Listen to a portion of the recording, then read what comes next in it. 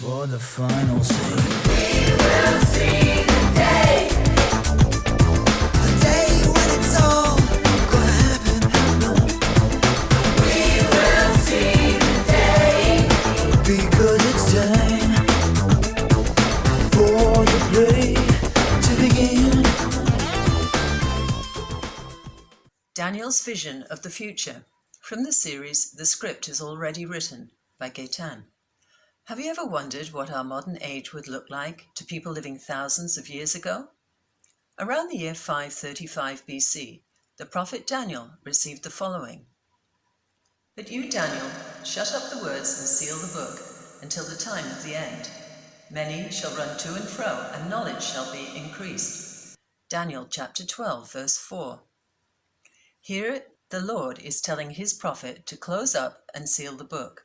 Daniel, who had just received some of the most detailed prophecies regarding the future, was now being told to close up and seal the book. As far as you're concerned, Daniel, this message is not for you. This news, this information is not for your time. It's for my children 2,500 years from now. Daniel, that's who it's for the people who will live in those days. And then he gives him an indication of what this end time will be like. Many shall run to and fro, and knowledge shall be increased. Wow, in two little phrases, the Lord really says a mouthful.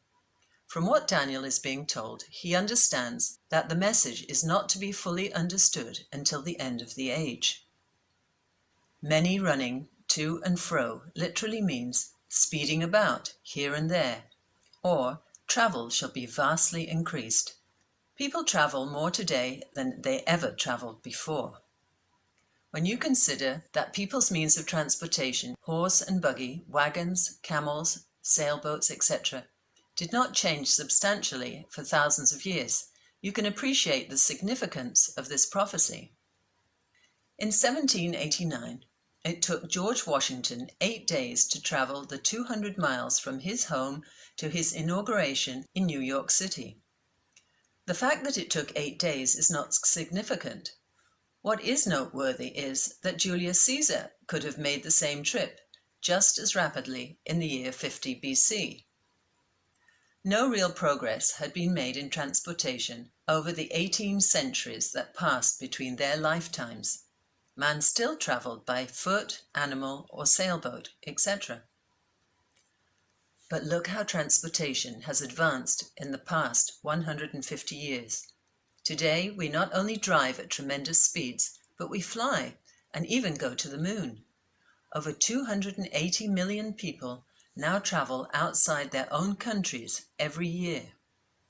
And knowledge shall be increased.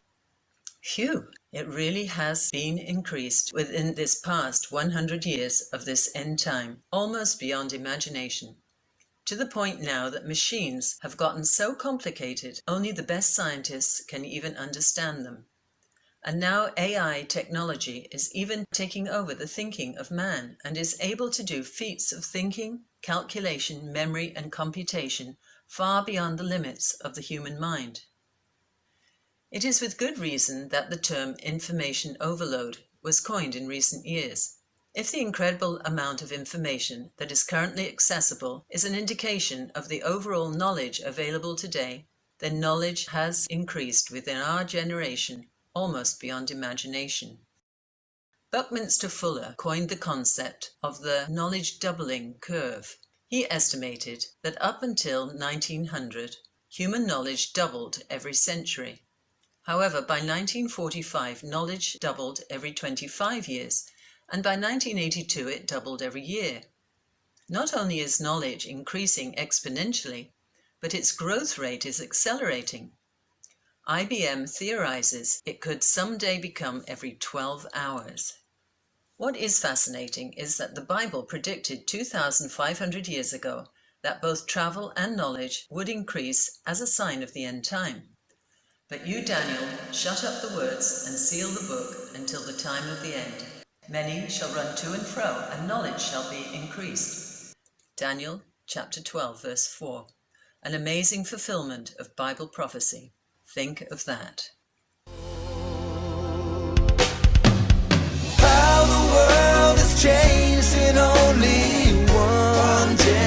salvation. They say it's for the better, but they know it's growing cold, and salvation is slipping through their fingers